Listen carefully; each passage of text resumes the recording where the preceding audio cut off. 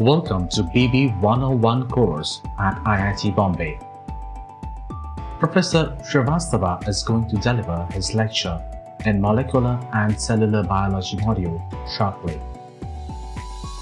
Please mute your microphone and be ready with pen and notepad to take notes. Thank you.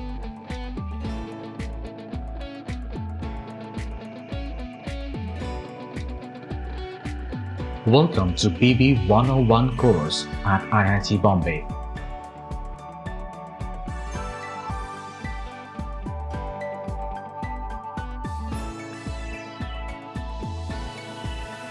Please mute your microphone and be ready with pen and notepad to take notes. Thank you.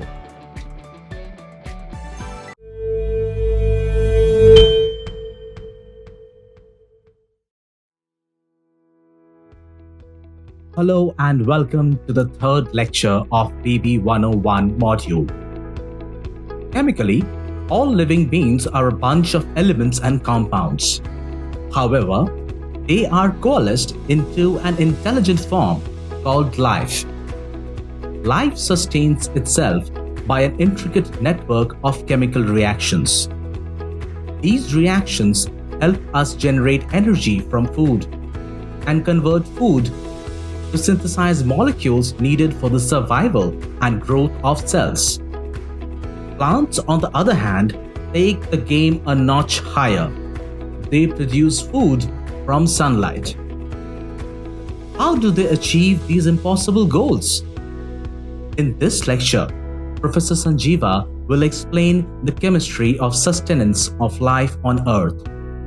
We will understand how glucose is broken down to ATP by an agile process called glycolysis, and how a series of cyclical chemical reactions help generate energy in aerobic animals during the Krebs cycle. Finally, we will discuss how light energy is trapped and converted to chemical energy in the most essential metabolic reaction for life on Earth, called photosynthesis. Let us join Professor Sanjeeva as he takes us through the chemistry of life processes in BB 101 module. Thank you. Hello students, welcome to BB 101 course. Today we are going to talk about metabolism, respiration and photosynthesis. Some of these are very complex topics. However, these are very fundamental biological concepts which are very much required for all of us to understand, and therefore we are going to make an attempt to simplify these topics and convey you the basic concepts related to respiration and photosynthesis. Outline of today's presentation is: first I will talk about photosynthesis, light reaction, dark reaction or the Calvin cycle. Then I'll talk about metabolism. We'll start with glycolysis, Krebs cycle, electron transport chain, and also then we'll discuss how metabolism is also crucial for disease like cancer and what really changes in cancer. So some of those will be interesting discussions which we will take at the end. Let's start first topic, photosynthesis. As you're already aware that plants capture the sunlight and convert it to the chemical energy in form of food, which is stored as sugar and other organic molecules. This process is known as photosynthesis. Plants as well as algae and cyanobacteria, they have this unique capability of performing photosynthesis. But where does this photosynthesis occurs? It occurs in chloroplast, which are found mainly in the cells of mesophyll, and photosynthesis occurs at the thylakoid of chloroplast. If you look at this mesophyll cell structure, there are many stomata, which is the small pore microscopic apertures where carbon dioxide enters and oxygen is exiting from that. Let me show you the overall reaction of photosynthesis. 6 carbon dioxide, 6 molecules of water. In presence of light energy, they convert to glucose and 6 molecules of oxygen is released. Question comes that this oxygen which is released, what is the source of this oxygen? Is this the oxygen from the carbon dioxide or the oxygen from the water molecule? To test this out, there have been different experiments which have been performed, but one which became very conclusive was based on radioactive tracer, which was 18 oxygen heavy labeled. Oxygen was used for labeling the oxygen. And now it was thought, can we try labeling either the oxygen of water molecule or oxygen of carbon dioxide and see where this oxygen is released, which is heavy labeled. So experiment one showed that the oxygen from the plant, which was labeled with 18 oxygen only, if water was the source of the tracer. So it means the oxygen which is released is coming from the water molecule. The other experiment, when the carbon dioxide, the oxygen molecule of that was labeled, oxygen released did not show the trace of heavy label. Different reactants of photosynthesis, they include carbon dioxide and water molecules. And these are the products which are glucose, water molecule, and oxygen. I hope some of these are basic concepts which probably you have some idea, some exposure to that. But we'll talk about two major stages, the major activity which happens in the process of photosynthesis. One is known as light reaction, which occurs in the presence of sunlight. Other is light independent reaction, also known as dark reaction or Calvin cycle or C3 cycle. There are different names to that, where there is no involvement of sunlight. Now in the light reaction, the ATP and NADPH, these are produced. In Calvin cycle or the dark reaction, the sugar molecule is produced. So the light reaction takes place in granum of chloroplast. ATP and NADPH molecules are produced. And these are the products of light reaction, which is going to be further used in a stroma where the Calvin cycle is going to be performed. And that is known as dark reaction, which will be independent of light. So now these products of light reaction, they are going to come to the Calvin cycle, which is also known as C3 cycle, and synthesis of glucose will be performed in dark reaction. So these are just a gist of both a light dependent reaction as well as light independent or dark reaction.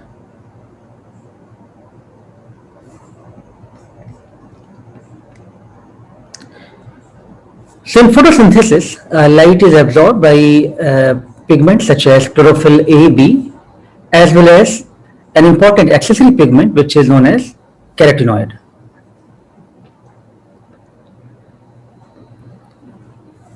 So light reaction is going to convert the solar energy to the chemical energy.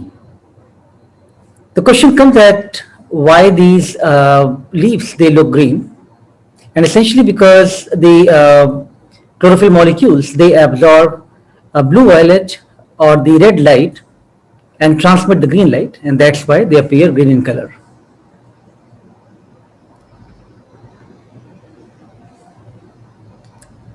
So when the light is absorbed, chlorophyll molecule, they become excited, and in the excited state, these ejection of electron happens. And there are two different photosystems which is involved in this process, which is known as photosystem 1 and photosystem 2. And we are going to see the interplay of these and how these photons and electrons are going to get transferred from the photosystem 2, photosystem 1, which is going to play an important role in the non-cyclic and cyclic photophosphorylation activities.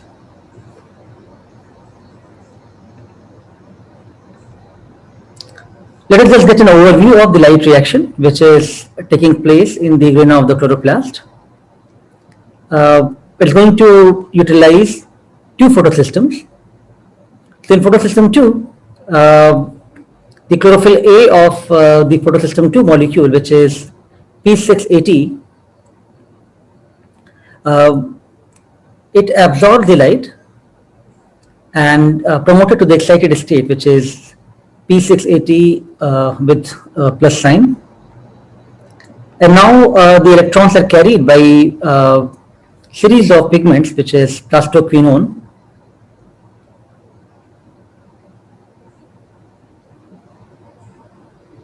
going to the cytochrome B complex, and then plastocyanin, and then it is being transferred to the photosystem 1.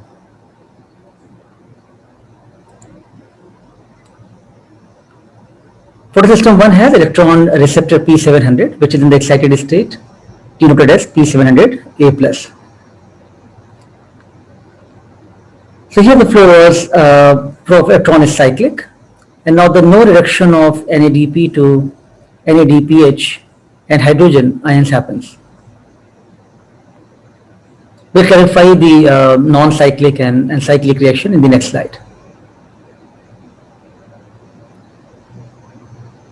So I hope you got some idea that how the interplay of photosystem 2 and photosystem 1 is important in the light reaction.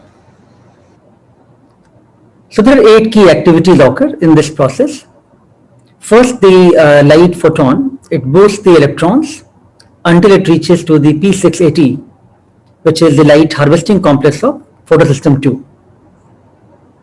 Second, now the electron is transferred to the primary electron acceptor, and it is termed as P680+. Simultaneously, the splitting of water is happening in the third point into hydrogen ions and the oxygen atoms, and release of oxygen molecule happens. Fourth step is by involving the series of pigments and electron carriers here, the plastoquinone, cytochrome complex, plastocyanin, the electron passes from photosystem 2 to photosystem 1.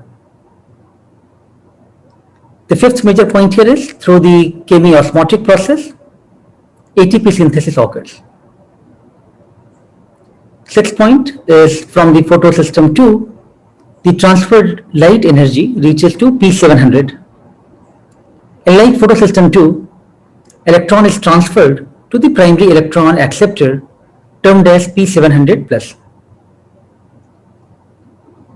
The seventh point, these electrons from P700, they are passed in a series of redox reactions through ferredoxin molecule, which is a protein. This is a second electron transport chain where proton gradient is not generated, and hence there is not going to be any ATP production. Eighth point here is electrons are then transferred from the ferredoxin to NADP+ in the presence of NADP+ reductase, and it generates NADPH. So I hope the entire reaction and interplay of photosystem 2 and photosystem 1 is clear to you now. In certain cases, cyclic photophosphorylation also occurs. Here only photosystem 1 operates. The flow of electron is cyclic here, where photoexcited electrons from photosystem 1 are shunted back from the ferredoxin to cytochrome complex and plastocyanin to chlorophyll. Here ATP is synthesized in 2 different steps, from ferredoxin to cytochrome B6 and from plastocyanin to cytochrome F, and no NADPH is produced here.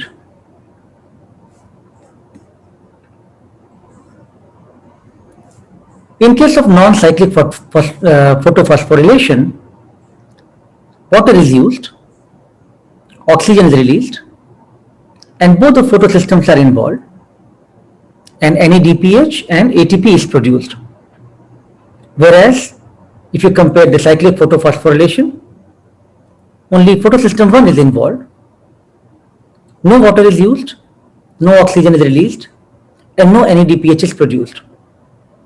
I hope this summarizes the electron transport system and how the linear electron flow and cyclic electron flow is being performed.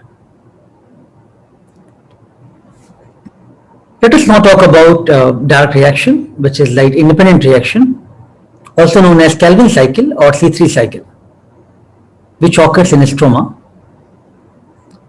Calvin cycle has three phases: carbon fixation, reduction, and regeneration of the carbon dioxide acceptor.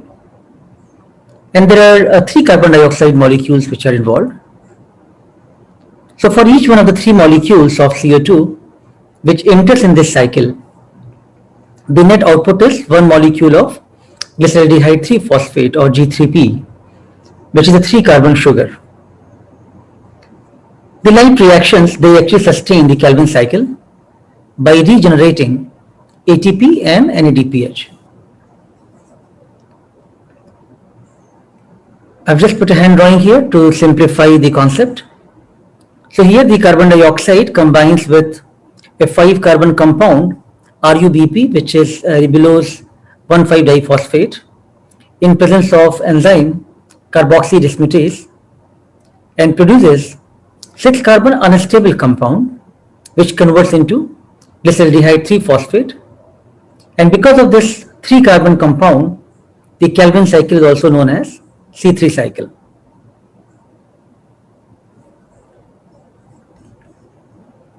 So I'd like to clarify that I'd not like you to remember the entire cycle and all the reactions, but at least know the key molecules and especially why these product which is being formed is having let's say C3 carbon.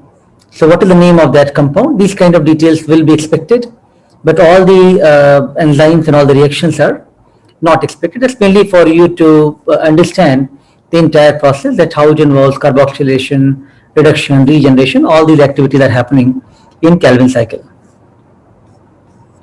So just to summarize the photosynthesis, we have studied this reaction of photosynthesis, which involves carbon dioxide and water molecule, which forms a glucose and oxygen is released. It happens in chloroplast, where we have light reaction in presence of in the granum and dark reaction in stroma. Light reaction products are ATP and NADPH. In presence of carbon dioxide, the Calvin cycle performs and makes triose phosphate and glucose molecule. So the key points of light reactions are that it is carried out by molecules in the thylakoid membranes. It converts light energy to the chemical energy of ATP and NADPH. It splits water molecule and releases oxygen to the atmosphere. Whereas the Calvin cycle reactions, they take place in stroma. They use ATP and NADPH to convert carbon dioxide to the sugar glyceraldehyde 3-phosphate. The inorganic phosphate and NADP plus, they return ADP to the light reactions. This is a summary of this entire photosynthesis, which is quite complex if you think about each reaction, but if you simplify that, I think it's more straightforward. Additionally, the alternative mechanism of carbon fixation has also been evolved in some plants which live in hot and climate regions. So here the first stable compound which is formed is oxaloacetate, OAA, and therefore because it is a 4-carbon compound, this cycle is known as C4 cycle. Now CO2 combines with PEP, phosphoenol pyruvic acid, and it forms oxaloacetic acid, which is converted to malic acid. This reaction happens in presence of enzyme malate dehydrogenase. In the bundle sheath cell of the chloroplast, the malic acid dissociates into pyruvic acid and carbon dioxide.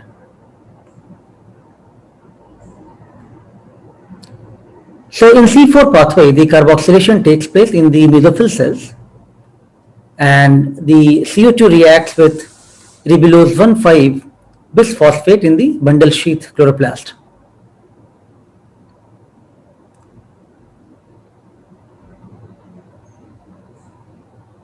Carbon dioxide, after reacting with the ribulose biphosphate, gives rise to sugars in bundle sheath cell, and pyruvic acid again enters the mesophyll cells, and now it regenerates the phosphoenol pyruvic acid or PEP. So let us now discuss about C4 cycle, and I think you got at least some idea that how these reactions occur. And the C4 plants, they have a unique anatomy which is known as Cranch anatomy of the leaf, which is characterized by the presence of bundle sheath cells containing chloroplast.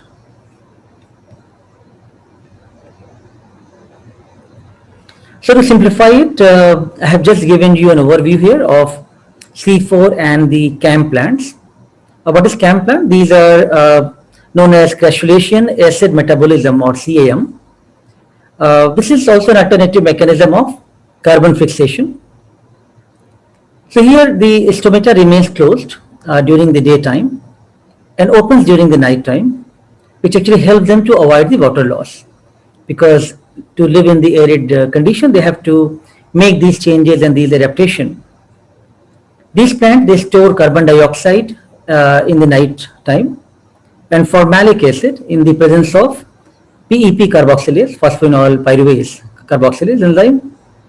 CO2, which is stored during the night, can be used in the Calvin cycle during daytime.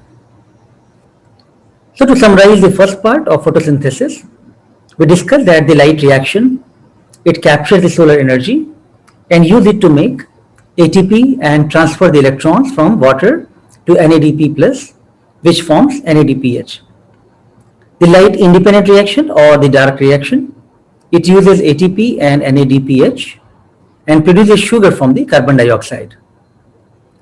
The energy that enters into the chloroplast as sunlight becomes stored in the form of chemical energy in organic compounds, and further to in the plants who are living in the arid conditions or desert conditions, they have adapted alternative mechanisms of carbon fixation, and those are known as C4 cycle and CAM cycle or crassulacean acid metabolism cycle. I hope the terms like C3 and C4 are clear to you, and also the key differences of light reaction and dark reaction. And within light reaction, the photosystem 1, photosystem 2, cyclic and non-cyclic photophosphorylation, those are the key concepts here. Let us now talk about metabolism. So metabolic processes, they are carried out by highly integrated network of chemical reactions, and collectively they are known as metabolism. What are the fundamental questions in biochemistry? How does a cell extract energy and releasing power from its environment? How does a cell synthesizes the building blocks of its macromolecules? So these processes which are governing these energy and releasing power and synthesizing the building blocks of macromolecules, they are governed from the integrated network of various chemical reactions, which comes collectively under metabolism.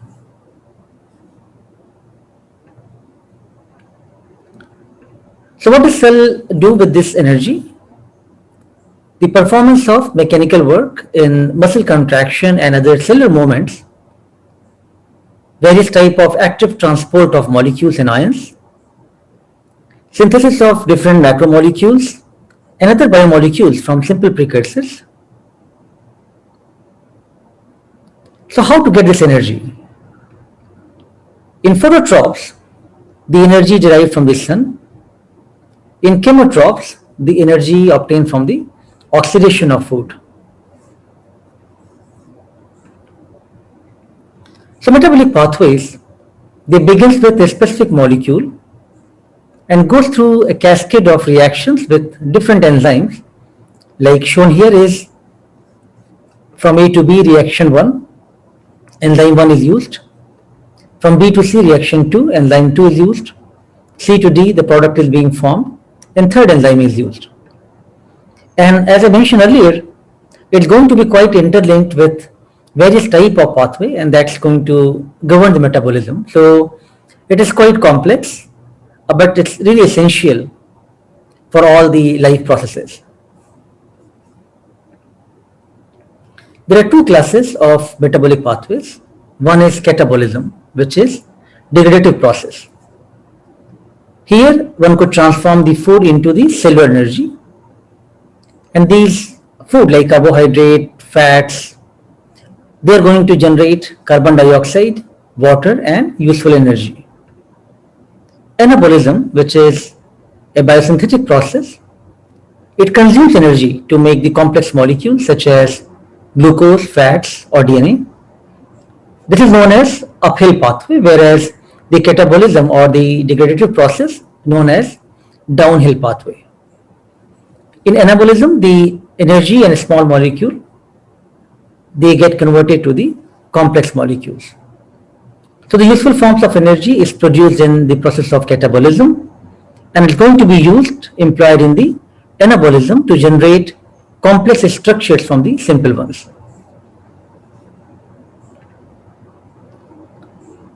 So this is an overview of flow of energy, which is going to sustain the capability of doing all the work, right? How the cells harvest their chemical energy, which is stored in organic molecules and going to generate ATP, that is studied in cellular respiration or the catabolism part. And how the plants use the waste products of respiration, which is carbon dioxide or water molecules, and make the organic molecules in the process of photosynthesis, which we just studied, that comes under the anabolism. So cellular respiration or the catabolism is known to be destructive process. Respiration, which involves oxygen molecule, that is known as aerobic respiration. Respiration without oxygen molecule is known as anaerobic respiration. During the aerobic respiration, the organic compounds or the food in presence of oxygen makes carbon dioxide, water and energy. And food sources here are carbohydrate, fat, protein, which form the glucose. Let me give you an overview of cellular respiration before we come to each one of these reactions. Respiration can be defined as a process in which the respiratory substrates are broken down through oxidation, accompanying with the release of energy and its storage or conversion in the form of ATP with carbon dioxide to be released. Respiration is a vital process, which is biological oxidation, a catabolic process, and an energy producing phenomenon. The aerobic respiration, as shown here, involves four major steps for the breakdown of the substrates. I have numbered here from 2.1 to 2.4, and we will walk through each one of these steps in subsequent slides. So first is the glycolysis, which is the breakdown of carbohydrates to substrate forms. Pyruvate is being formed here. Then second is oxidative decarboxylation, where breakdown of the pyruvic acid or pyruvate forms the acetyl coenzyme A. Third step is Krebs cycle, also known as tricarboxylic acid cycle or TCA cycle. And then fourth is the oxidative phosphorylation or electron transport chain, which converts the chemical energy to the form which is used for ATP synthesis in process of chemiosmosis. So keep in mind that the glycolysis process occurs in cytoplasm, whereas the TCA cycle, it occurs in the matrix of mitochondria. Let us start the first process of the four steps, the glycolysis. The word glycolysis means sugar splitting, and of course the same phenomenon is observed in this pathway, which involves two phases. One is the energy investment phase, and second is the energy payoff phase, right? In many ways, this course, BB 101, the understanding of biology, is more like investment phase for us. And we want to see like how best some of you will be able to apply your concepts and your knowledge eventually with the interdisciplinary manner, and that will be energy payoff, right? So energy investment phase, actually cell spends ATP molecule, and in the energy payoff phase, ATP is produced by the substrate level phosphorylation, and NAD is reduced to NADH by the electrons which are released from the glucose oxidation. The net yield from the glycolysis is from one glucose molecule, 2 ATP and 2 NADH are produced. Let me give you an overview of glycolysis process. First, from glucose to glucose 6-phosphate being formed. That is phosphorylation reaction in the presence of enzyme hexokinase. ATP is converted to ADP. This is structure of a glucose molecule. Now glucose 6-phosphate formed, which was having the phosphorylation, then it converts to the fructose 6-phosphate, which is isomerization process in presence of enzyme phosphoglucoisomerase.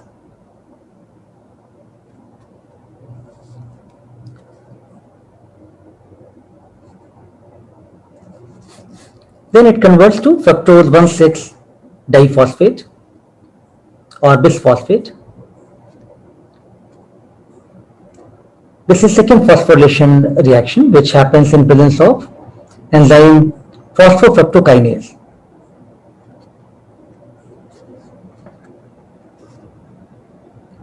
So from ATP, ADP is released.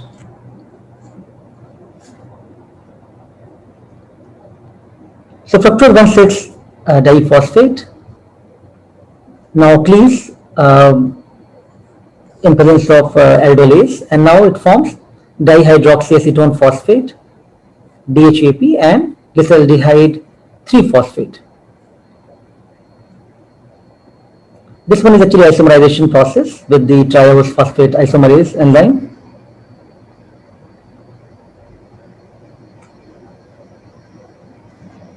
Now this glyceraldehyde 3-phosphate will be converted to 1,3-diphosphoglyceric acid or glycerate. So again, this one is now phosphorylation as well as dehydrogenation reaction in presence of enzyme glyceraldehyde phosphate dehydrogenase.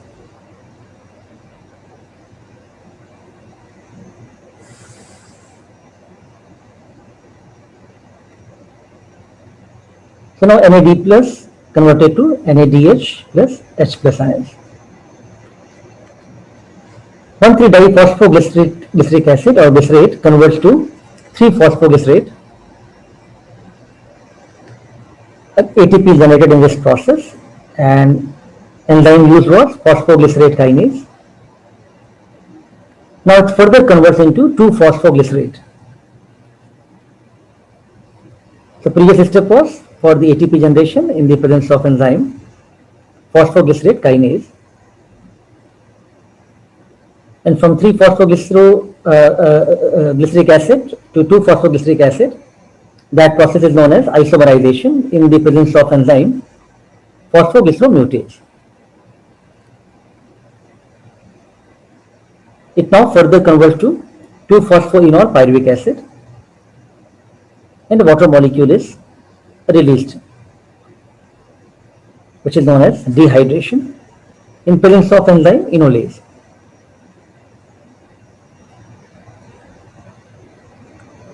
Further, it converts to pyruvate.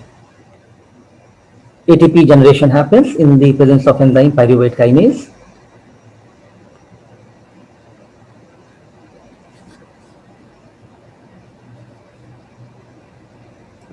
And now we'll talk about the fate of the pyruvate in the subsequent slides.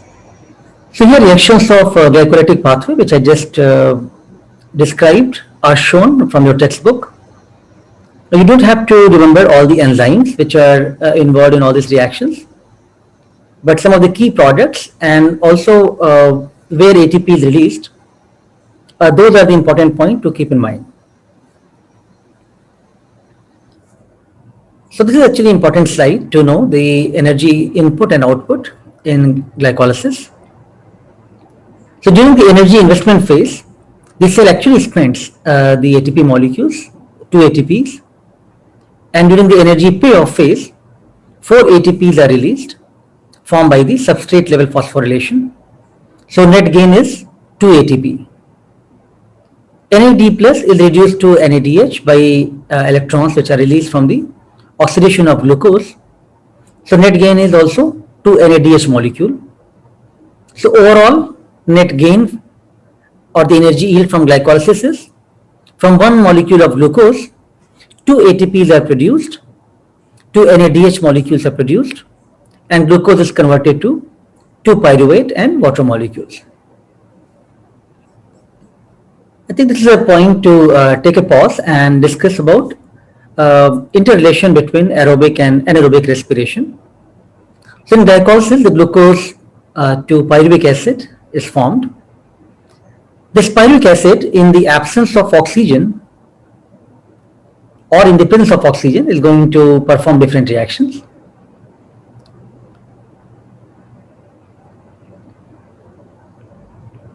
So glycolysis we have already studied, but I thought to give you at least overview of the two processes as well. So the pyruvic acid, in the absence of oxygen, it forms ethanol, carbon dioxide, and energy is released.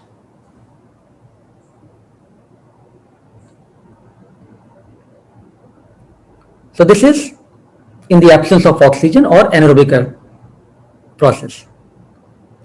Whereas in the presence of oxygen or the aerobic respiration,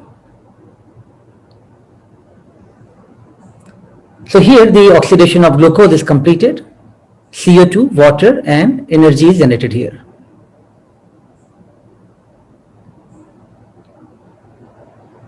So color coding so that it's clear, this part is aerobic respiration and the blue part is anaerobic respiration. Now it is going to lead toward the Krebs cycle.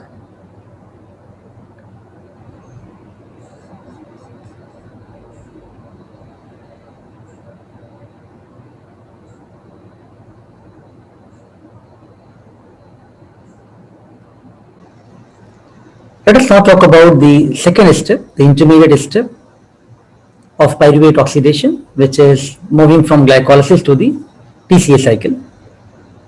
So pyruvate conversion to acetyl-CoA that involves presence of various cofactors and enzyme complex, and a 3-carbon compound, pyruvic acid, is converted to the 2-carbon compound, acetyl-CoA.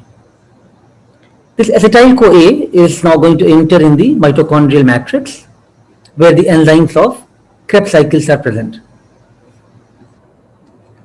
So here it is a simplified overview of pyruvate oxidation and how the pyruvate enters in the mitochondria, and it is oxidized to acetyl-CoA, which is further oxidized with a series of reactions which is being performed in the citric acid cycle. Let us now discuss about citric acid cycle and its various reactions in some detail. Let us first start from the glycolysis product, the pyruvate, which is now forming acetyl-CoA. In presence of oxaloacetate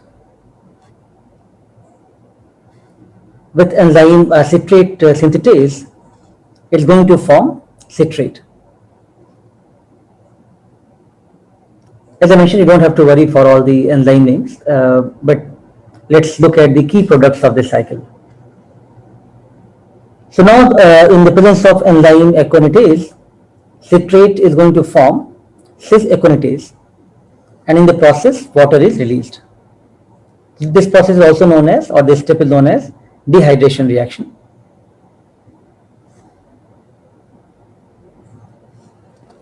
Now, in presence of a water molecule, which is now a hydration process with an enzyme aconitase, isocitrate is being formed.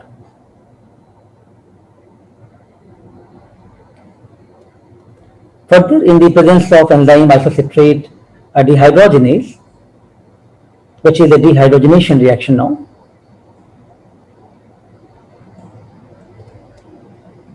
NADH plus hydrogen ion that converts to NAD plus,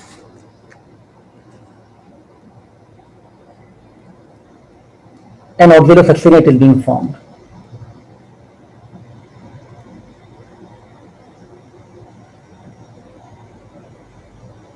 Now next, a decarboxylation reaction happens, which is in the presence of enzyme carboxylase. And here again the carbon dioxide being released. That's what is decarboxylation reaction.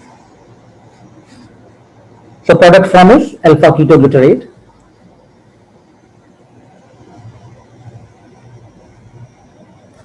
Then now the coenzyme A that it forms the carbon dioxide, and NAD converts to the NADH plus hydrogen ions.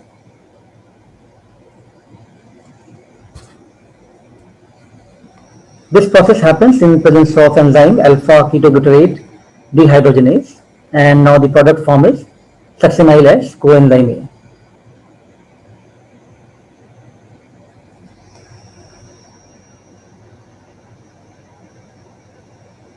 So from here now succinate is going to be formed in presence of enzyme succinate thiokinase, where GDP is converted to GTP and succinate molecule is being formed. Succinate further converts to fumarate. Now here FAD gets converted to FADH2. This is a dehydrogenation reaction where succinate dehydrogenase enzyme is involved. Next is a hydration reaction, which is with enzyme fumarase, and now malate is being formed. It further converts to the oxaloacetate. NADH plus hydrogen ions are released. This is also a dehydrogenation reaction in the presence of enzyme, which is malate dehydrogenase. So I hope now you got an idea for all the key intermediate steps involved in the TCA cycle. So on the left side you have here the picture from the textbook Campbell, which you should study. On the right side I have just drawn a simplified image of it, where I have also shown the different carbons, because that will be important to keep in mind. Pyruvate, the 3 carbon, converts to acetyl CoA, which is 2 carbon. In presence of oxaloacetate, which is 4 carbon compound, now it gives rise to citrate, 6 carbon. Continues with cis aconitase, isocitrate, oxalosuccinate, and now after these 6 carbon compounds, alpha ketoglutarate is going to be formed, 5 carbon. Then from here succinyl as CoA, 4 carbon, converts to succinate, fumarate, malate, and cycle reverts back to the oxaloacetate. These are the key steps which are involved in the Krebs cycle.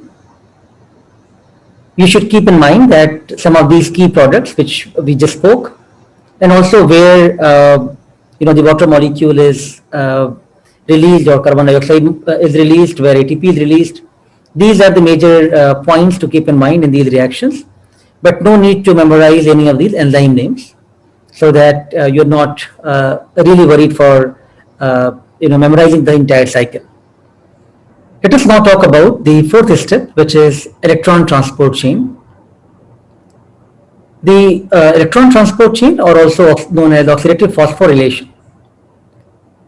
So the hydrogen ions and electrons which are released during various steps of breakdown of the compounds during the respiration process, they do not directly combine with oxygen to form the water molecule. They are transported through a series of carriers which are known as electron transport chain, Here you can see there are 4 carriers, protein complexes, 1, 2, 3, and 4, which are the electron carriers. So in Kb osmosis, the energy stored in the form of a hydrogen ion gradient is used to synthesize ATP. Now the different complexes which are involved here, NADH and FADH2, they transfer electrons to the electron transport chain. Electrons move down the chain and lose energy in several energy releasing steps. And finally electrons are passed to oxygen, which is going to reduce it to water molecule. So NADH, the hydrogens are pumped by 3 complexes, 1, 3, and 4, and 3 molecules are ATP are produced. FADH2, hydrogens are pumped by complexes 3 and 4, and 2 ATP is released. Alright, so here comes the very important slide, the energy summary of cellular respiration. So what is the balance sheet of ATP yield per molecule of glucose at each stage of cellular respiration is shown here. So we cannot mention exact number of ATP molecules which are generated by the breakdown of one molecule of glucose. And there are different reasons for that. First one is that the phosphorylation and the redox reactions, they are not coupled directly to each other.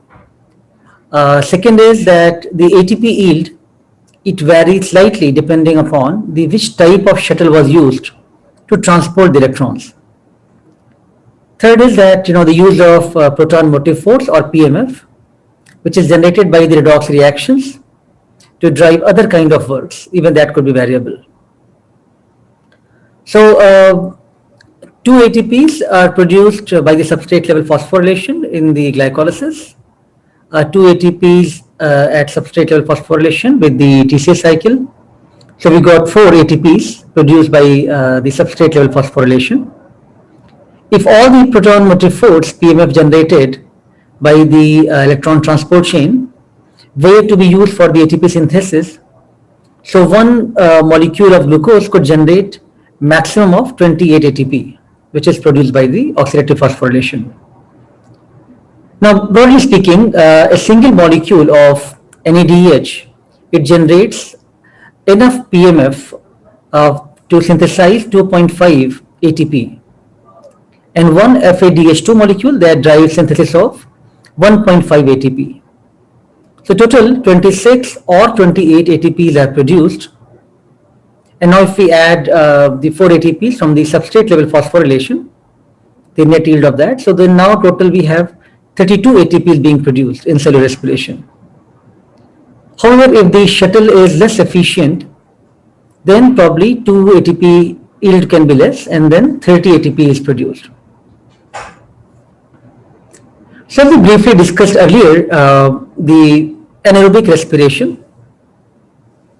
So where now we can see that in the process of fermentation, the alcohol fermentation, or from the glucose, ethanol is formed, 2 molecules of ethanol, and carbon dioxide being released. So 2 ATP is generated. Or from the lactic acid fermentation, where again from glucose, lactic acid is being formed, 2 ATP is produced. So from glucose to pyruvate, now in absence of oxygen, the anaerobic respiration happens, where ethanol or lactate, these byproducts are produced, or pyruvate in presence of oxygen goes to acetyl, form the acetyl-CoA, which moves to the TCA cycle. So pyruvate is very key juncture in the entire catabolism. So this brings us back to the crucial process of flow of energy, from cellular respiration to photosynthesis, how they sustain the life, which is driven with the energy, how cells harvest their chemical energy, store them in the organic molecules and generate ATP through the process of catabolism, or in the process of anabolism, which is happens in photosynthesis, how plants are able to use the waste products of respiration, which is carbon dioxide and water molecule, and synthesize organic molecules. this is just a recap of the discussion which we had earlier as well. So I hope now you got a broader understanding of both of these crucial processes, photosynthesis and cellular respiration. Let me now give you food for thought. What are the link between metabolism and cancer? So there has been shift in the glucose metabolism from oxidative phosphorylation to the lactate production for energy generation. This is quite well known metabolic hallmark of tumor cells known under the Warburg effect. Several signaling pathways, they are linked to increase in glycolysis, which is seen in the tumor cells, and many metabolic adaptations, they occur in the cancer cells, which help to generate these metabolites, fuel growth and apoptosis process. So next couple of slides, I will talk mainly about metabolism and cancer. But of course, those are not part for your examination. It's essentially to give you some idea and food for thought how metabolism can be a link between cancer. So again, cancer is keep increasing in almost all parts of the world, and we now see high prevalence of cancer in India as well.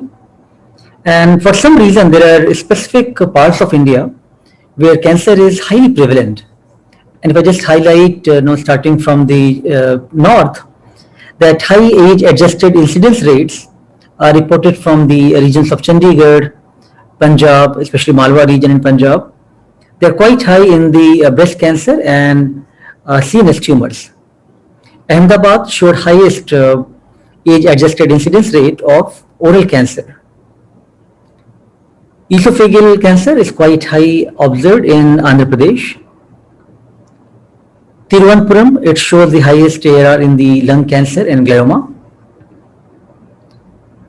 Assam, Dibrugarh, it shows high ARR in oral and lung cancer.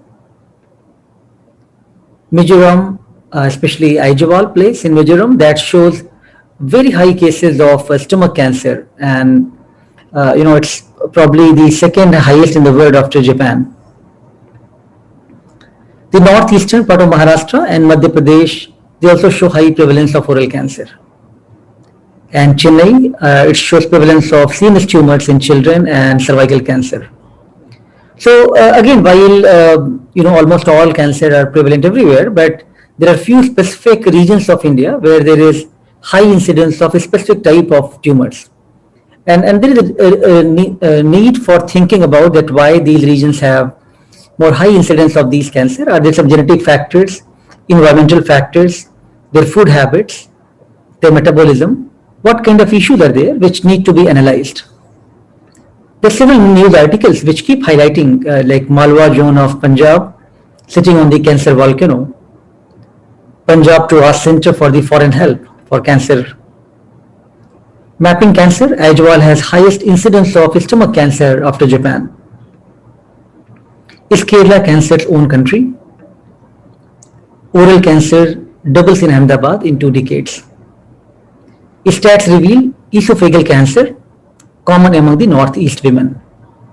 All of these news articles and the data in the map which I highlighted shows that there is a need for all of us to think out of the box and try to understand on one hand some of the basic concepts like metabolism and their relation in cancer, but also try to come up with newer approaches, some out of the box thoughts, in which way we can detect cancer better, in which way we can do better therapeutics, in which way we can try to control the cancer better.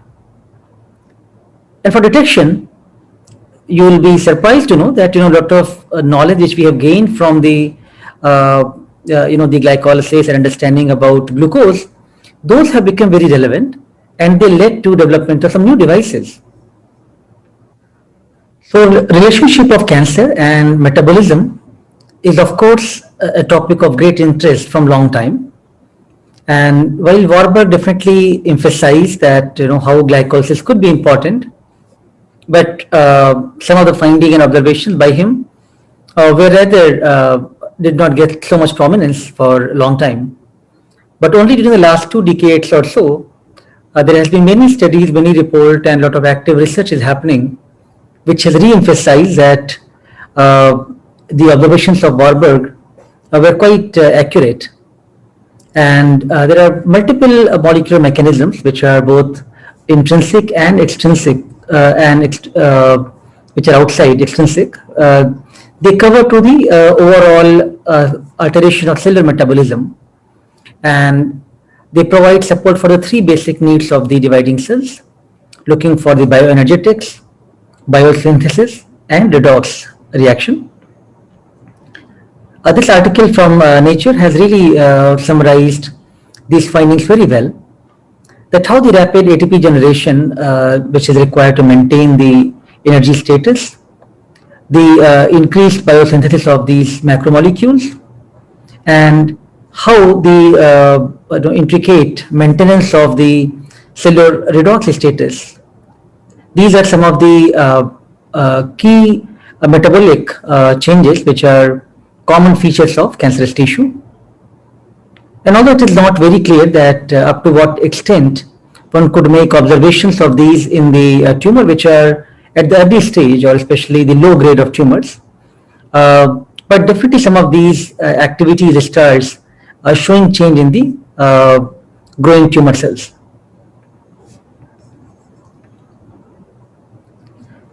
So as I mentioned, now the Warburg effect has really come back, and in fact now there are hypotheses and support beyond the Warburg effect as well, that the generation of energy in form of ATP in the process of glycolysis, which we have just discussed, is required for the cancer cell to also grow and proliferate in the unrestricted manner. However, the studies of the M2 isoform of enzyme PKM2, which has shown that ATP generation by the aerobic glycolysis may not be the only metabolic requirement of the cancer cell, and alteration to metabolism not only increases overall ATP resources, and also it is going to enhance the macromolecular biosynthesis as well as the redox control. There are many applications have come forward based on these observations, but the one which is most prominent now is currently being used for all cancer patients detection, especially at the level of cancer recurrence or metastatic, or even for the even primary detection. Many places are using it now. So the idea here is that the high uptake of glucose is observed in many tumor cells, and that has been the basis of this test of 18F or fluorodeoxyglucose, PET, which is positron emission tomography. It actually images the whole body and try to look for more actively growing cells where there is more glucose uptake is being seen, and that has really become one of the very invaluable clinical tool to detect the cancer patients. But not only that, I think there are many metabolites of interest. They're also being evaluated as a part of the metabolism. Many byproducts are generated, and those are also now coming forward as the novel PET imaging agents, which can be able to provide the much broader picture or much more accurate picture of the cancer patients, especially looking at the metabolites like acetate or glutamine. They have become quite prominent now, which is bringing the newer approaches of detection. So again, this ideas and new devices, integration of some of the very core basic biological concepts, which are rather boring but are really fundamental. How glycolysis works, how Krebs cycle works, what are the byproducts of metabolism.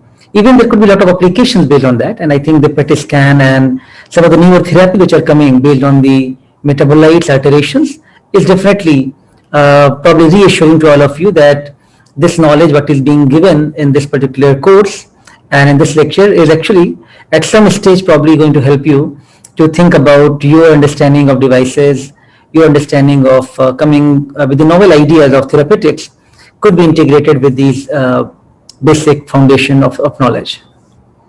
So in the context of cancer and especially in the metabolism, let me just talk briefly about some of our work done in the area of gliomas or other type of brain tumors.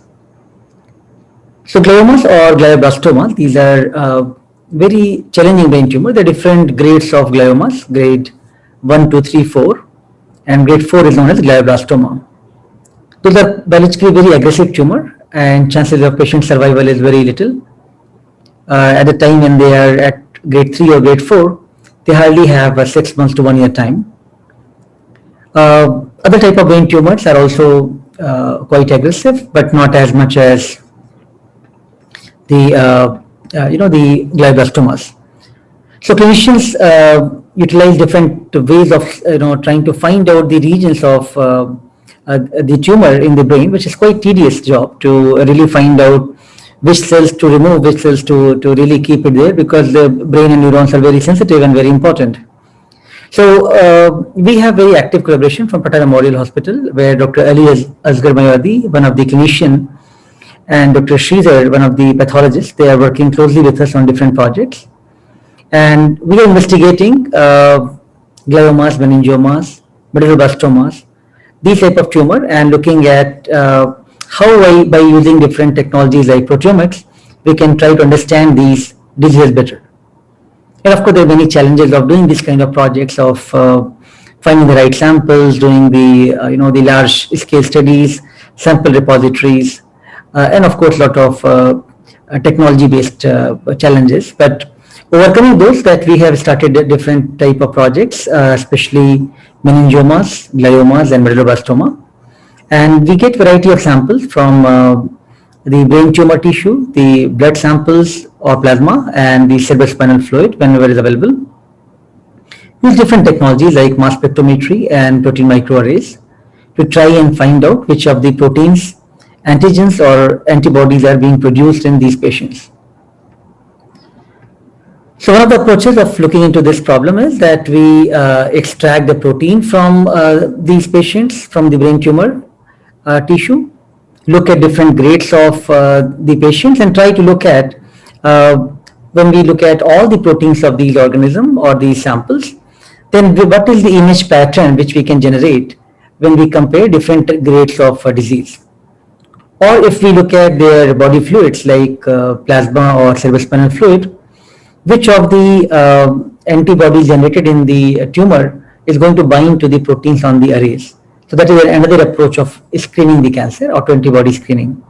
But just to make it simple, that we are looking at, by applying different technologies, we are trying to find what are the variations in these brain tumor patients, which is different than the healthy individual on one hand, and also how the disease is progressing from the low grade to high grade. Can we get some clues of how disease progression is happening?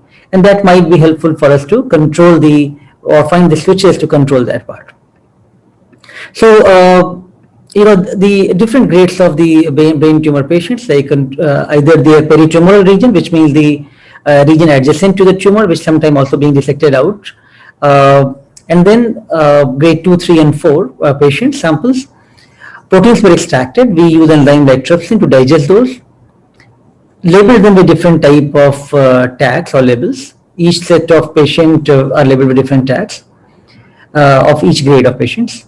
And now the proteins are pooled from this peptide mixture after labeling. Those are being run in the mass spectrometer, one of the technology which now looks for all the peptides and how they can be separated based on their mass and charge ratio and by Z values. And then we try to find out what is the quantification change happening when disease is moving from control to grade 2, grade 3, and grade 4. So based on these type of analysis, we found set of proteins which look pretty promising, which are showing changes when we compare how disease is progressing from grade 2, grade 3, and grade 4. Some of them are also known as a marker of the brain tumor previously. Some of them have been identified as new biomarkers. And of course, we are trying to visualize, can we segregate these patient cohort using principal component analysis, and then try to look at different grades of patients based on the biomarker of protein identified from our data set. So a lot of these analysis is also revealing us all the metabolic changes, what all perturbations are happening in these patients.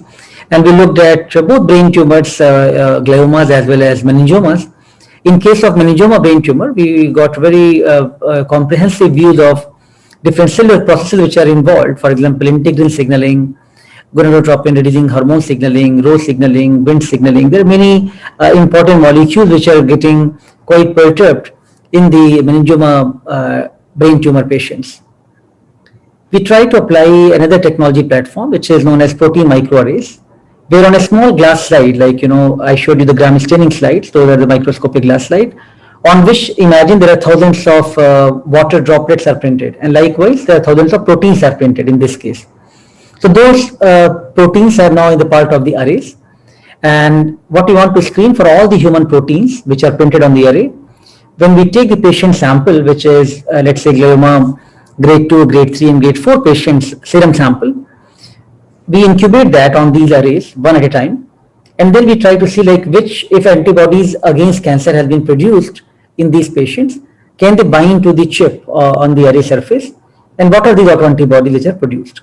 Are they different from grade 2, grade 3 and grade 4? So how the disease progresses from low grade to high grade, are there differences in that?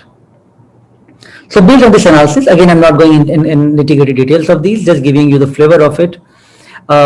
We looked at different grades of patients, and we found that low grade has very few autoantibodies.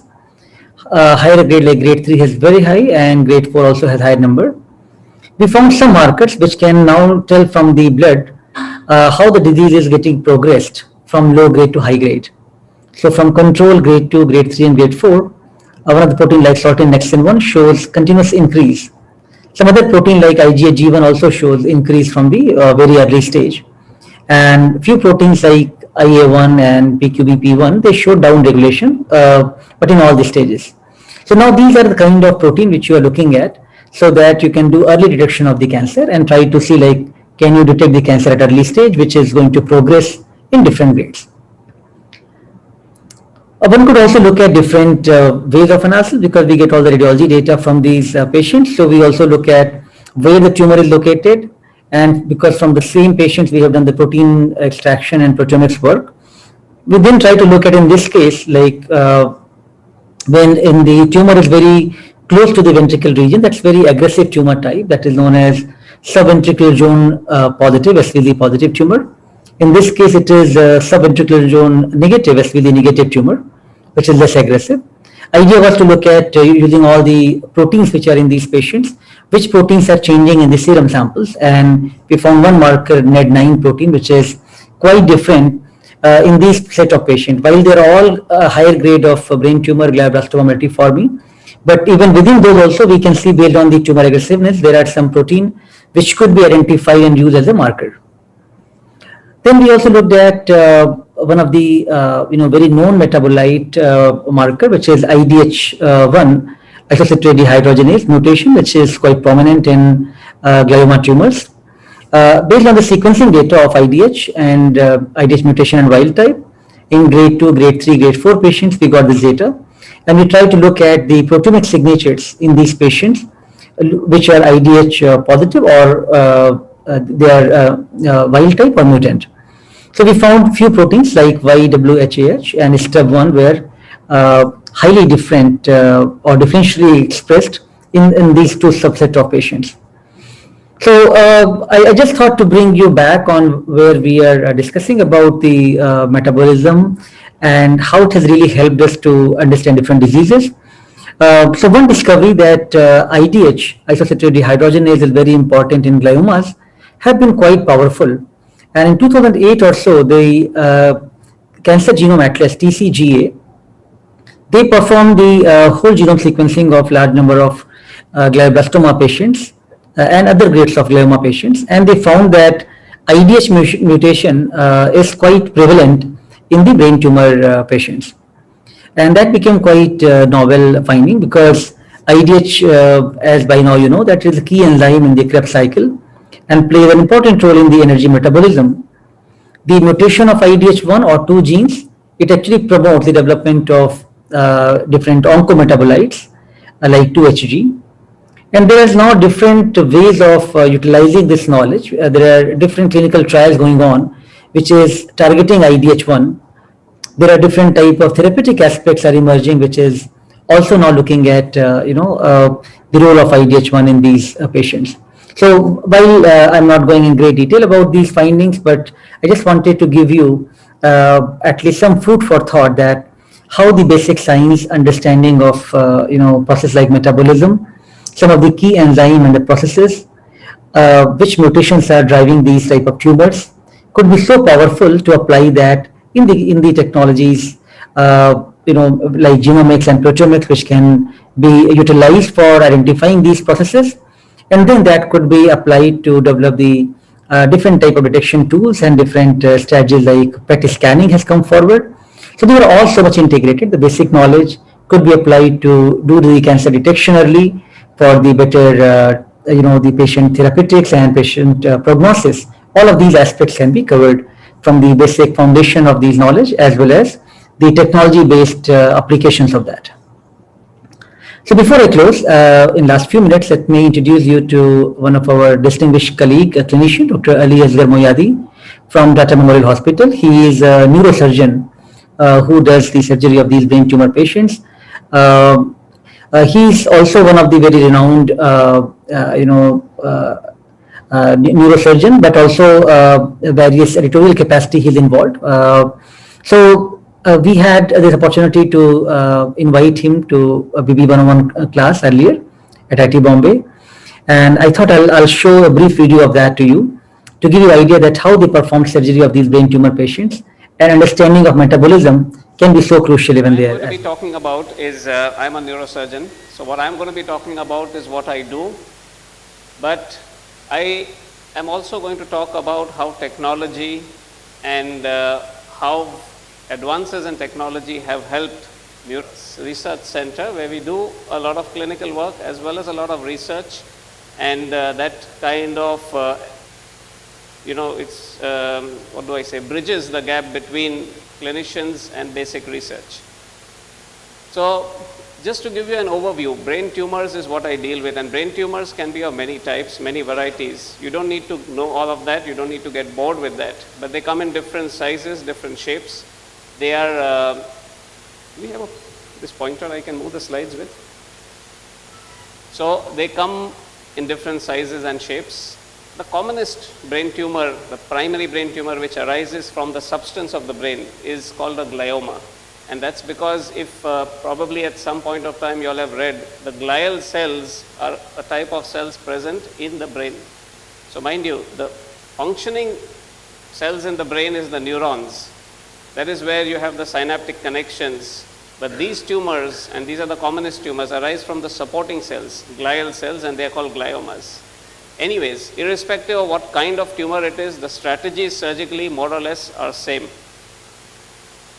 The biggest challenge we face as neurosurgeons when operating on such tumors is that these are usually located within the deep substance of the brain. And how to reach the tumor, how to localize it without doing any harm to the rest of the brain remains the most important challenge. We know that we have to be very careful because brain and other parts of our nervous system are very, very critical, very delicate. They are what we call eloquent areas where they function. There are certain parts of the brain which are less eloquent, certain which are more, certain which can be sacrificed, certain which cannot be. You need to know all that. At the same time, you need to be able to remove the tumor completely. And this is because you have to maintain what we call short-term outcomes. Short-term outcomes is what dictates the recovery of the patient immediately after surgery. There is no point having a patient with the tumor removed but having a significant neurological problem because of your surgery. At the same time, you have to try and maximize the removal because you have to maintain a long-term outcome, which is the oncological outcome. That is, removal of more tumor helps the patient long-term survival, but doing harm to him and trying to be heroic and radical will do him a lot of harm in the short term. So you have to balance the two, and that is the entire game. Now, why is it so challenging? Now, what I've shown here is this is an MRI picture. MRI is a scan of the brain, and this has been cut like this, so you are seeing it from top, and what you see, that white over there, is the brain tumor. That's a tumor, it's seen very well there. But when we open the brain, this is how it looks. This is just the normal brain. The tumor does very little to change the surface appearance of the brain. And therefore, you have to be very careful where you enter, because there may be certain areas which are very critical, certain areas which are normal, which you have no right to mess around with. And you don't want to make a mistake here, because you may land up with a deficit or a neurological problem which can be life-threatening and will be irreversible. So technology has helped us over the years, and 1970s and 80s ushered in the era of microneurosurgery. So we have the operating microscope, surgical microscope. That's how it looks like. We have high-powered instruments which help us do safe surgeries, open the skull. We have fine micro instruments, again all marvels of engineering, which help us do very delicate surgery in a very precise manner.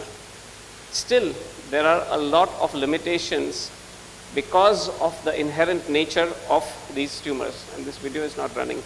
I needed it to run simultaneously. But anyways, I think it's okay. I can show it later, because I think that.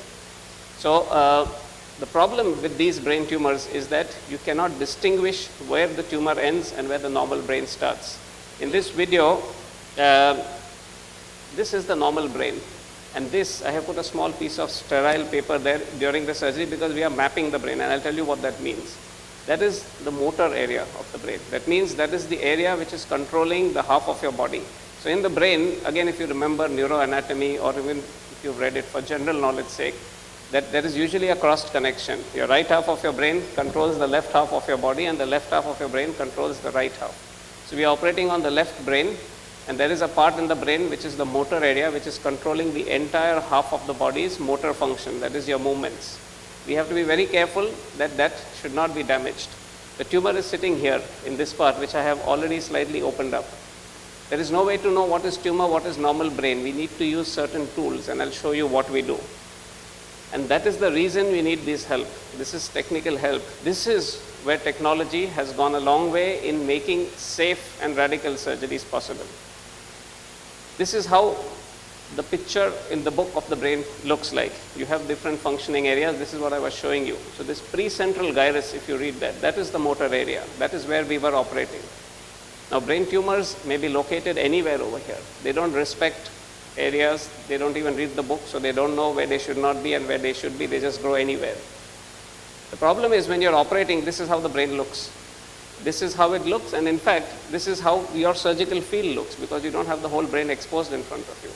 And when this is what is happening, it's very difficult for you to know where you have to enter, what areas you have to spare, and what areas you have to remove. Now, these constraints put a lot of limitations on the optimal outcomes, and this is where technology comes to help. There are various ways this can be done. As I said, you need to balance your heroism with safety. There are tools which help you do that. We call it navigation. I'll tell you what that is. We have intraoperative imaging. We have optical imaging visualization, and at the same time, we have to maintain functional integrity by doing what we call brain mapping. Now, if you use all of it together, you get the maximum information. That's what I call information-guided surgery. At our center, what we use and what we have been good at is what we call intraoperative navigated three-dimensional ultrasound. We use something called fluorescence, and we use, of course, a lot of functional mapping techniques. Now, just to give you a brief of each of these, what is navigation? Now, all of you, so anybody knows what is navigation? Can I ask questions? What is the dictionary meaning of navigation?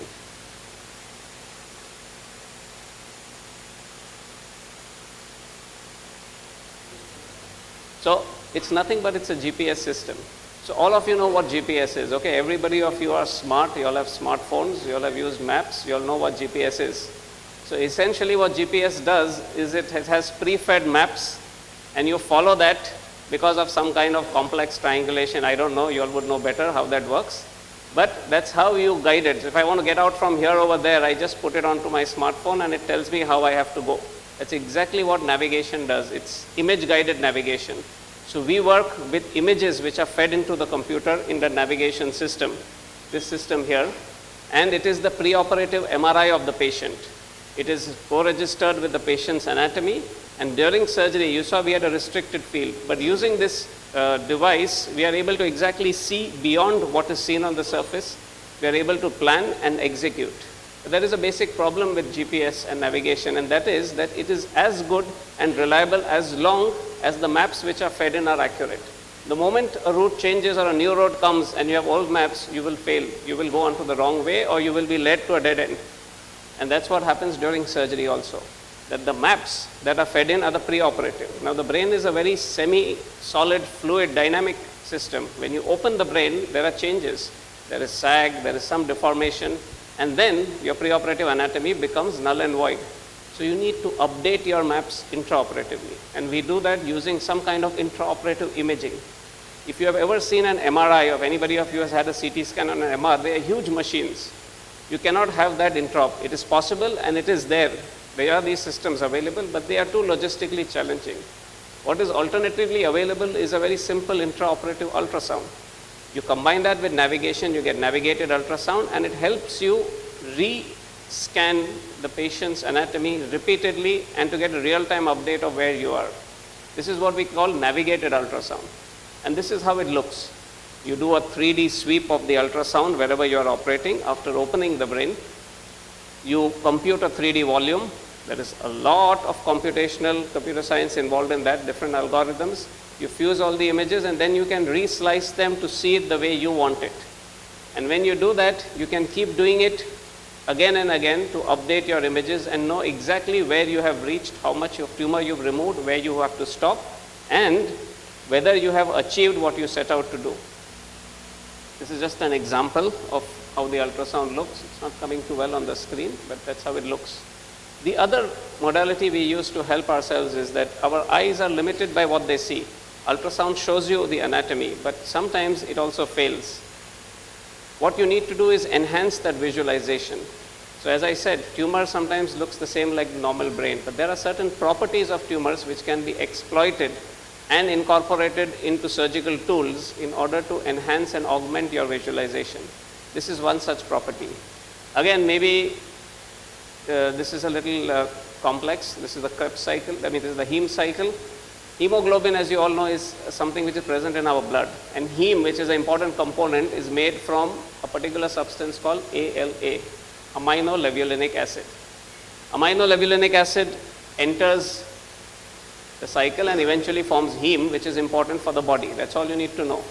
What happens in these brain tumors, especially the gliomas, is when you give ALA, it's a very simple, available chemical substance. You give the patient ALA, it enters this cycle, but it overrides the negative feedback and it starts producing more and more of these metabolites. On top of that, this particular last enzyme, ferrochelatase, which is going to convert all those metabolites into heme, is deficient. So therefore, on the one hand, there is an overdrive of the system. Second, that there is cutoff at the topmost level, which means that a lot more of this particular metabolite accumulates in the glioma cell.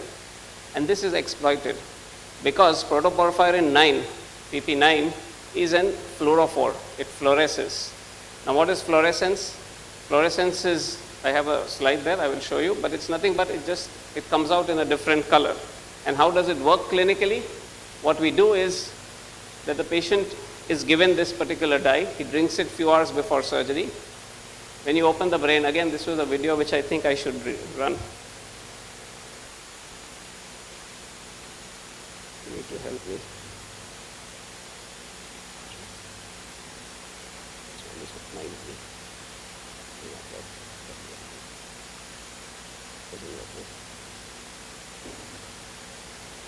Okay. Yeah. So what this is, this is live surgery going on under the microscope.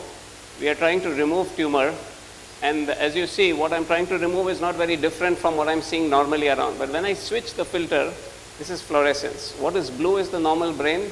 What is red is the tumor. This is all integrated into the surgical microscope, and when you're removing it, you can really see what is the tumor and what is not, and therefore remove it even though your normal eyes under the microscope fail to see it. You have to, however, realize that you cannot keep removing everything that is red. You have to combine with functional techniques.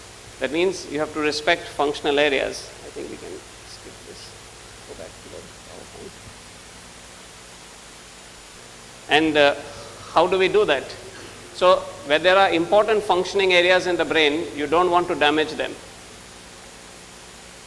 It is very important to understand the function of the brain. Now, how do you understand the function of the brain? It's not written on the brain surface when you open that this particular gyrus or this particular part of the brain is subserving this function, and there can be tremendous heterogeneity between different people. Some areas are well developed, others are better developed. How do you do that? The best way to study it is to keep the patient awake during surgery. And this is what we call awake surgery. You all might have come across this terminology at some point of time, or you might have seen it, and it is not something which is new. This is very old, but it is something which is very important and which is very crucial when you're operating. So this is just an example to show you the operative setup when we are doing an awake surgery. That is our navigation system behind there. We've kept that navigation, and this is the general setup. Again, it's a little dark, but I think you can manage. So the patient is all ready to be operated. He's already fixed on the head clamp. We always use head clamps to fix the head because you don't have to move during surgery. And the patient is awake. If you can make out, he's awake. He's responding to your commands. He will respond throughout the surgery.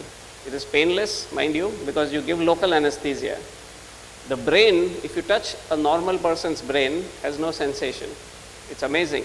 The brain senses sensations from the whole body, but when you touch the brain, you will not perceive any sense because the brain has no nerve endings on it by itself. So the brain is absolutely painless. So you can operate on the brain, but you have to make sure the rest of your surgical area is pain-free. Now, why this is important is because when you're operating, you have to keep the patient awake to ask him to do different functions so that you can continuously monitor what parts of the brain are going to be at risk and what are not. And that will help you execute your surgery well. This is important. It has to be combined with whatever I talked about: ultrasound, MRI, fluorescence. There are many things. All these tools have to be combined together in order to get your best optimal result. And this is obviously possible only if you've got the right technology at your disposal. But just a caution that surgery is not always enough. There are other forms of treatment in brain tumors which are sometimes very necessary, especially for the more malignant ones, including radiation, chemotherapy, and other forms of treatment. Sometimes all of this also fails, and therefore a very important part of our job is to try and understand why that happens, and that is because of tumor biology. There are various ways of studying tumor biology and there are various strategies, and with Sanjeeva we have been involved in a lot of these proteomic based research. Besides the intraoperative novel imaging techniques, which is something which is again close to my heart. Now, the purpose of this whole talk is to sensitize you all that this is just neurosurgery, but in each field of surgery, there are different aspects which probably are important and cannot be achieved without appropriate technological advances. I'm going to skip some of the slides because I think we have reached this thing, but I will just go through the last.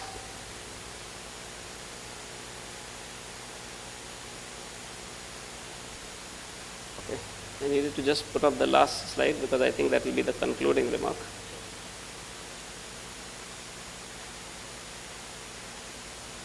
Just put that up. So, as I said, the purpose was and the idea was to sensitize you guys about what is possible, but also what needs to be done beyond what is already being made possible by technology. So for me and for a lot of surgeons, it is most importantly trying to be able to correctly identify the extent of tumor and to be able to delineate it reliably and to achieve the resection or the removal without having too many problems. It also means augmenting human capability. Human capability has a limit, and you have to augment that. How can we do it? There are various ways. Augmenting vision, as I showed you with optical imaging. It's not just fluorescence, but there are many other things which can be done to augment the visualization. I mean, and you can have a wild imagination as to what is possible, and it can be done. The other augmentation required is for skills, technical skills, and that's where robotics comes in. Robotics is a big component in the next 5 to 10 years. There's going to be a lot of advances in robotic technology and its application into medicine.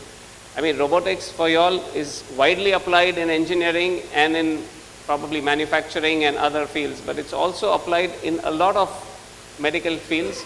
And the last 5 years have seen a lot of development, and this is the future. There can be different solutions for robotics in different parts of the surgery, but that is where a dialogue and a close interaction becomes very important. And of course, understanding a lot of the basic science information or the data which emerges from techniques like proteomics, genomics, and other forms of studying the tissue and the cells is important, because it throws up a lot of data which can be meaningless unless somebody smart sits down and computes it well. So this, according to me, are some of the areas where there can be tremendous contribution from guys like you. And I hope this stimulates some of you at least to put your minds to it, maybe not now, sometime in the future. And you never know what you have in a few years down the line. Thank you very much. Well, so it was really a long journey today. We started from something very basic about photosynthesis, different processes and reactions involved in that. Then we moved on to respiration. We learned different processes involved in the respiration, from glycolysis, looking at a TCA cycle, looking at oxidative phosphorylation. And then we finally tried to analyze that how metabolism could also be linked in cancer. I tried to give you some brainstorming and some food for thought that how the challenging problem like cancer has really benefited from our basic understanding of metabolism. And the devices and the detection tool like PET scanning is just one such example. I also gave you a brief glimpse of our work on gliomas and brain tumor, not to highlight our work, but essentially to give you the feel that the technologies which many of the scientists and researchers are applying, they all link to the basic research, but also have so much application eventually. And in that light, the role of isocitrate dehydrogenase IDH mutation is very well recognized, that how the entire glioma or the glioblastoma patients can really benefit from these type of therapies and these oncometabolites. Well, this was a tough topic to really talk today. I must say that you'll also be stressed that to think about too many enzyme reactions and a lot of names to mug around. But please don't feel afraid.